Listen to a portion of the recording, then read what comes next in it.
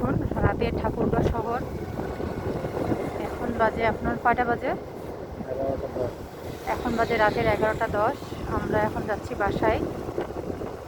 তো রাতে আসার ঠাকুরগাঁও আসার উদ্দেশ্য হচ্ছিল যে ছেলের কাছে আসছিলাম, হঠাৎ ছেলেকে দেওয়া হচ্ছে ম্যাচে তো না, আবাসিকে। তো ছেলে কান্নাকাটি করতেছিল, তো যার জন্য ছেলের কাছে হঠাৎ আসা হয়েছিল খাবার নিয়ে। এখন ছেলেকে দেখা করে স্যারের সাথে কথা বলে আবার চলে যাচ্ছি।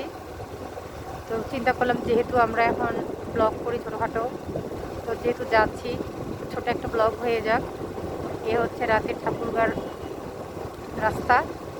রাতের 11টা 10 প্রায় পার হতে চললো। দেখুন রাস্তা একদমই ফাঁকা।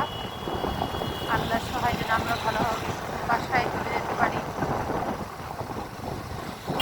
রাস্তা ফাঁকা, শহর তারপর লোকজন আর আজকে প্রচণ্ড বাতাস, প্রচণ্ড বাতাস। মানে গাড়ির মধ্যে বসে আছি, উঠে উঠে পড়ে যাচ্ছি, এইরকম অবস্থা।